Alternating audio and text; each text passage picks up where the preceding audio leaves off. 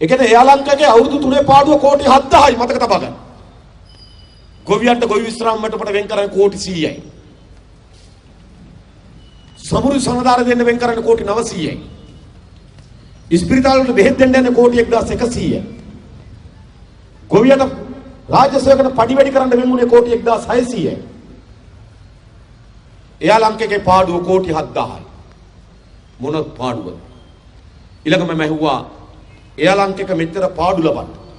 එයාලංකක පාලනය කරන්නේ කවුද කියලා. ප්‍රියංකර ජයරත්න කිව්වා එයාලංකගේ සභාපති නිශාන්ත වික්‍රමසිංහ කිව්වා. මම දන්නවා යාළුවෝ.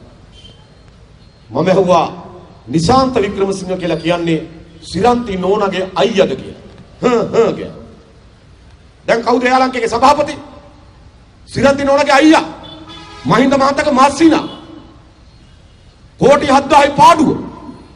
ඊළඟ මම ඇහුවා එයාලංකක පාලනය කරන්න තරම් අධ්‍යාපන සුසුකම් මොනවද කියලා කොච්චර ඉගෙනගෙන තියෙනවද කියලා. ප්‍රියංකර ජයරත්න කිව්වා සාපේ. මම මොකක්? එයාලංකගේ සභාපති සාපේ.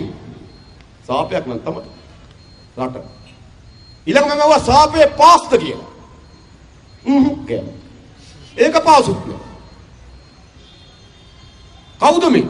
මහින්ද මහත්තයාගේ මාස්සිනා. එයාලංකගේ සභාපති. පාඩුව කෝටි 7000යි. ඒක නේ වෙලා තියෙන්නේ. ඊළඟ මම ඇහුවා එයාලංකගේ සිකුට්ටි මහත්තයාට කොච්චර සුසුකම් ඕනද කියලා. ප්‍රියංකර ජයරත්න කිව්වා නිකම් බෑ. සිකුට්ටි කියන්නේ ලොකු වගකීමක්. ඒ ලෙවල් වැඩ 3ක් ඕනේ. යකඩු. එයාලංකගේ සිකුට්ටි මහත්තයාට ඒ ලෙවල් වැඩ 3ක්. සභාපති සාපේ පේ. ඔන්න මාසිනා. හොඳද රට? අපිට මුනාසලට මොකද්ද මේ රට කරලා තියෙන්නේ? ඒ මාසිනා තමයි පහුගියදා. මැලේසියාවේ ඉඳන් කටුනායකට ගුවන් යානයක් පිටත් වෙලා ඉන්නේ. මේ මාසිනා ගිහිල්ලා හිටිය නෝනත් එක්ක shopping සිංගප්පූරුවේ. සිංගප්පූරුවට shopping ගිහලා තිබ්බ නෝනත් එක්ක. හැබැයි සිංගප්පූරුවෙන් පිටත් වෙන්න තියෙන ගුවන් යානේ